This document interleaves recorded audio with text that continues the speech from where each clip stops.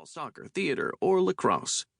Here it happens to be hockey, where, in the course of 8 months, from August to April, my son and I experienced the highest highs and the lowest lows of our lives together.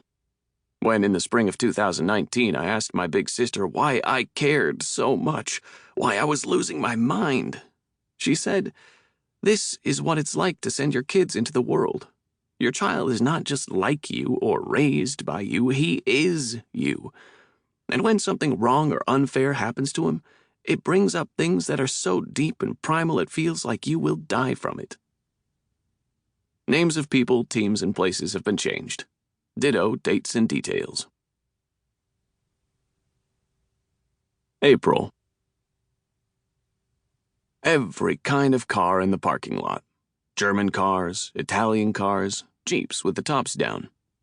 Inside the rink, the parents, hundreds of them, some in suits, some in sweats, some dressed like Ralph Lauren, some dressed like John Gotti, have their faces pressed to the plexiglass, as if they are at an aquarium, as if they are watching sharks and it's feeding time and the water is full of herring.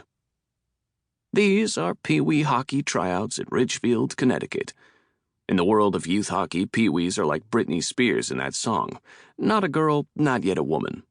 11 and 12-year-olds, tweens, though certain parents, looking for an edge, have been known to stretch it, fake a birth certificate, which, in addition to a diet of greasy food and prescribed pharmaceuticals, explains the occasional behemoth who crosses the ice like a beluga, all shoulders and legs, a sumo among flyweights, which always elicits the same comments from the parents. Maybe that kid can lend me his razor, or maybe he'll buy me a beer. Youth hockey is broken into age divisions, each given a cute name.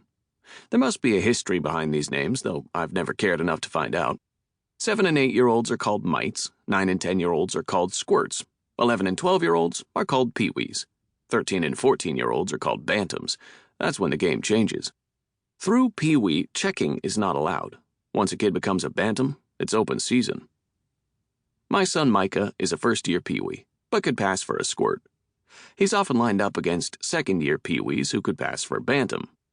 The height and weight difference can be comical. It dramatizes the story of my people. We are moderately sized. It's always been us against the big fellas.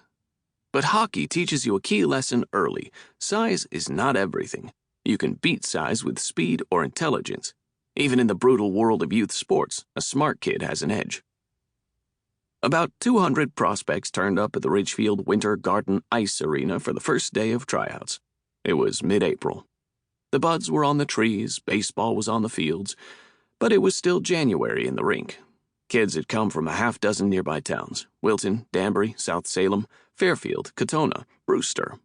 Some were from farther afield. These were hotshots, superstars, who went from program to program using each tryout as a practice or an ego boost, a way to humiliate the locals. These kids were from AAA teams. Parents spoke of their arrival as medieval villagers spoke of nomadic hordes. They're coming from Westchester, from Stamford, from Greenwich. They're coming to pillage and make our kids look silly." The Fairfield County Amateur Hockey Conference, FCAH, fields 4 travel teams.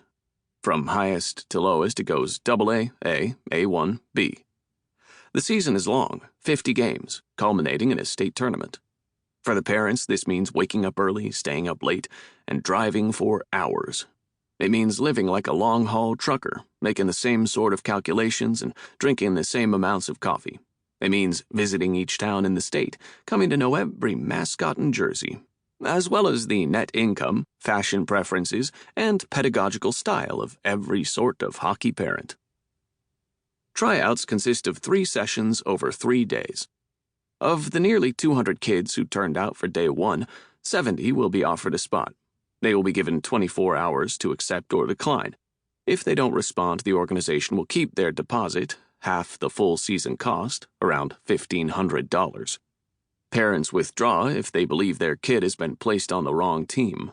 They might go to another program, where they believe their child will be properly appreciated. If you have been in the program for more than a year or 2, you will know many of the kids at the tryout. You will have studied them, in a way an adult should never study another person's child, coldly and cynically, noting each strength and flaw. There's a lot at stake. If your kid makes a